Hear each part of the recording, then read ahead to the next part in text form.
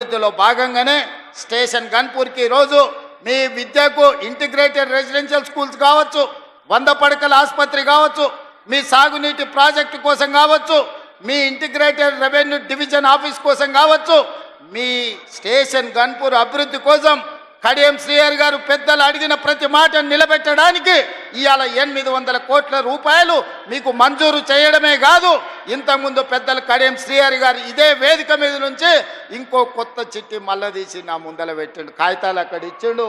కడియం శ్రీహరి గారు మొత్తం వినతి పత్రాలు ఇచ్చిండు. వారిని చూస్తేనే నాకు భయం అవుతుంది. వారు ఏ పైరవ అడిగారు, ఏ సొంత పని అడిగారు. వారు వస్తేనే నా ప్రజలకు ఏదో చెయ్యాలి, స్టేషన్ గన్పూర్కు నిధులు తీసుకుపోవాలని అడుగుతూ ఉంటారు. అందుకే వారంటే నాకు ప్రత్యేకమైన అభిమానం. ఇది ఈనాటిది కాదు, 20-25 ఏళ్ల నుంచి కడియం శ్రీహరి గారితో నాకున్న పరిచయం. నేనే వారిని అడిగి కాంగ్రెస్ పార్టీలోకి రండి, నాకు అండగా నిలబడండి, ఈ తెలంగాణ రాష్ట్రాన్ని అభివృద్ధి పదం వైపు నడిపిద్దాం, మీ అనుభవం మీ నిజాయితీ తెలంగాణ రాష్ట్రానికి అవసరం ఉన్నది, శ్రీహరి గారు మీరు రండి, చెల్లి కడియం కావ్యను ఎంపీగా గెలిపించుకున్న బాధ్యత నేను తీసుకుంటా అని చెప్పిన.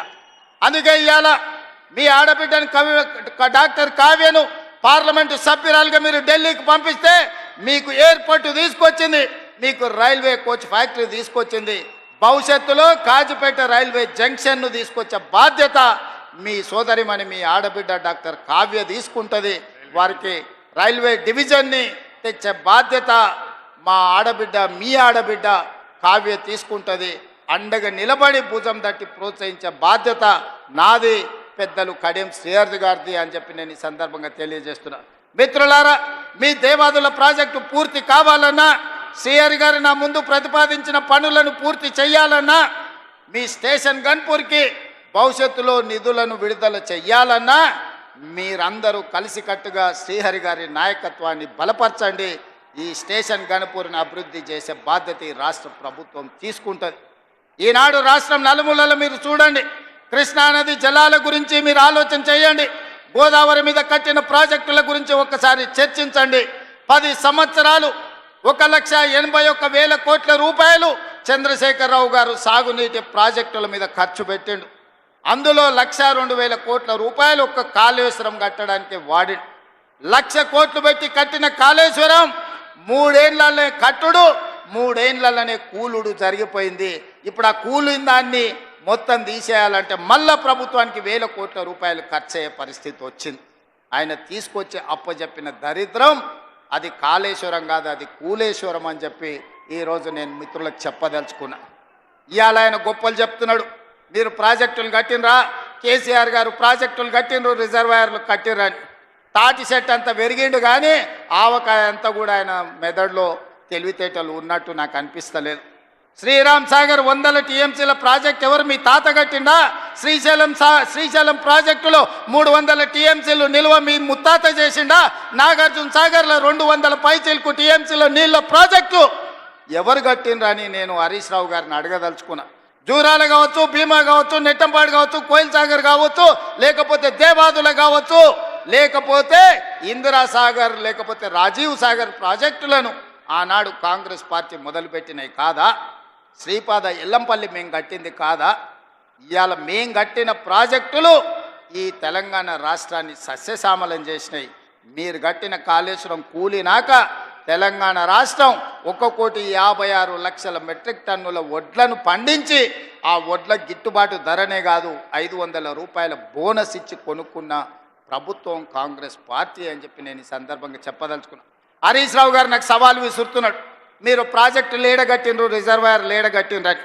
నేను హరీష్ రావు గారికి టీఆర్ఎస్ నాయకులకు సవాల్ విసిరదలుచుకున్నా, పిల్లకాకులతో నాకెందుకు కానీ అసలైన ఆయన రమ్మని ఆయనతోనే మాట్లాడతా.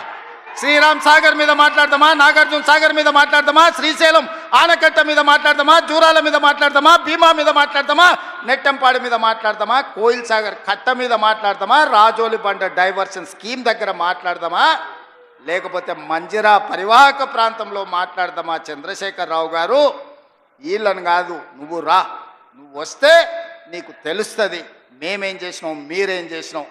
తెలిసి తెలవక ఉడికిందో ఉడకక ఉరుకులాడుతున్నారు నీ అల్లుడు నీ కొడుకు. వాళ్ళకు పిల్లకాకులకేం తెలుసు, ఉండేలు దెబ్బ అని వెనకడికి చెప్పారు. నీకు తెలుసు కదా మా దెబ్బ ఎట్లుంటుందో, కాంగ్రెస్ పార్టీ కార్యకర్తల దెబ్బ. 2023 డిసెంబర్ 3 నాడు చూసినావు కదా మా కార్యకర్తల దెబ్బ. అందుకే ఇవాళ ఆయన మొహం జల్లక ఫామ్ హౌస్లో దాచుకొని ఇవాళ వీళ్ళను ఉసిగొల్పుతున్నాడు. ఏమన్నా అంటే పెద్ద మనిషిని అట్లా అంటారా అంట. పెద్ద మనిషిలాగా వివరించాలి కదా అని నేను అంటున్నాను. ఆయన అనుభవాన్ని తెలంగాణ కోసం వాడా? అధికారం పోతే బయటికి రాడా? బయటికి రానప్పుడు ప్రతిపక్ష హోదా ఎందుకు? 58 లక్షల జీతం ఎందుకు? 15 నెలల చంద్రశేఖరరావు గారికి తెలంగాణ రాష్ట్ర ప్రభుత్వం 58 లక్షల రూపాయల జీత భత్యాలు ఇచ్చి వందలాది మంది పోలీసుల పహారను వారికి కల్పించింది. నేను అడుగుతున్న వారిని, నేను అడుగుతున్న మీడియా మిత్రులని, నేను అడుగుతున్న ఈడుకొచ్చిన మా అక్క చెల్లెలని, అక్క మనం ఎక్కడైనా జీతం ఉంటే నెల జీతం ఇచ్చిన యజమాని ఎందుకు వస్తలేవని అడగడా? ఇంట్లో వండుకుంటే అని నేను అడుగుతున్నా. మన దగ్గర ఉన్నోడు ఎవడైనా, మన దగ్గర ఉండే టీచర్ అయినా, ఎస్ఐ అయినా, కానిస్టేబుల్ అయినా, ఏ ప్రభుత్వ ఉద్యోగైనా జీతం తీసుకుంటే జీతానికి రాకపోతే ఉద్యోగానికి రాకుండా జీత భత్యాలు 15 నెలలు తీసుకునేది ఎక్కడైనా ఉన్నదా? ఈ వెసులుబాటు ఎక్కడైనా ఉన్నదా అని నేను అడుగుతున్నా. మీడియా మిత్రులను కూడా అడుగుతున్నా. వారం రోజులు మీరు రిపోర్టు చేయకపోతే మీ యజమానులు ఊరుకుంటారా? ప్రతి నెల క్రమం తప్పకుండా జీత భత్యాలు తీసుకుంటున్న చంద్రశేఖరరావు గారు మీరు ఫామ్ హౌస్లో వండుకొని ఏం సందేశాన్ని ఇవ్వదలుచుకున్నారు? అధికారం ఉంటే ఉంటా, లేకపోతే అలిగి పండుకుంటా అనేదా మీ విధానం అని నేను అడుగుతున్నా. మీకు అనుభవం ఉందంటుండ్రు, మీకు అపారమైన జ్ఞానం ఉందంటుండ్రు, 80,000 పుస్తకాలు చదివిన విజ్ఞాన గని మీరు అంటుండ్రు. మీ అనుభవము, మీ విజ్ఞానము తెలంగాణ ప్రజల కోసం ఉపయోగించరా అని నేను అడుగుతున్నా. మీరైతే 1,00,000 కోట్ల రూపాయలు సంపాదించుకున్నారు, టీవీలు పెట్టుకున్నారు, పేపర్లు పెట్టుకున్నారు, ఫామ్ హౌస్లు కట్టుకున్నారు. నువ్వు గజ్వేల్లో కట్టుకుంటే నీ కొడుకు జన్వాడలో కట్టుకున్నాడు, నీ అల్లుడు మొయినాబాద్లో కట్టుకున్నాడు, నీ బడ్డ శంకర్పల్లి దగ్గర ఫామ్ హౌజులు 100 ఎకరాలలో కట్టుకున్నారు. మరి తెలంగాణ ప్రజలు ఉన్న భూములు అమ్ముకొని ఆత్మహత్యలు చేసుకుంటుంటే ఈ ట్రిక్ ఏదో మాకు చెప్పరా? తెలంగాణ ప్రజలకు ఆయన ఏదో క్యాప్సికం పండిస్తేనే ₹1 కోటి ఎకరాకు వస్తుంది అన్నాడు. ఆ టెక్నిక్ ఏదో తెలంగాణ రైతాంగానికి చెప్పవా కేసీఆర్ గారని నేను అడుగుతున్నా.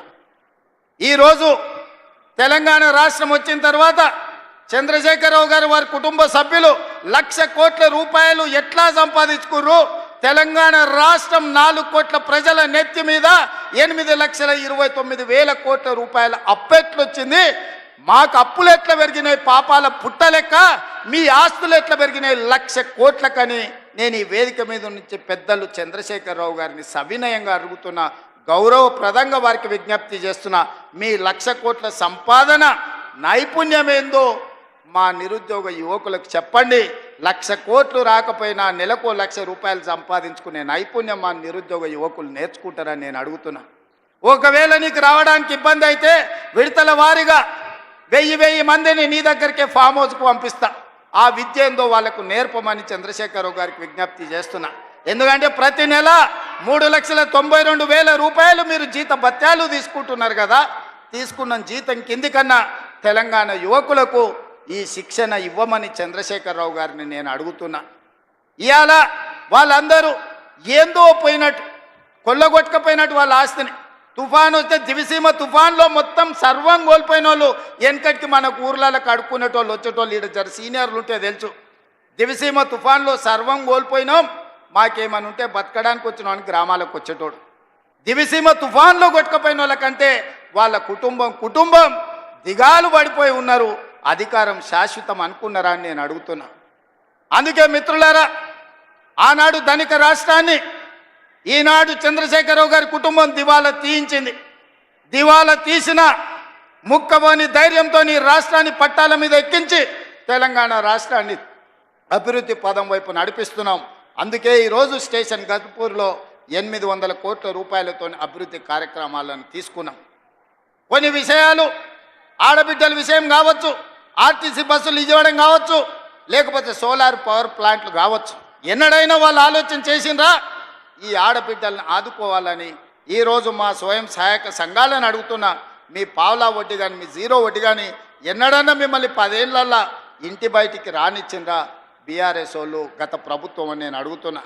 ఇవాళ మా అక్కల్ని అందరినీ ధైర్యంగా రండి, మీ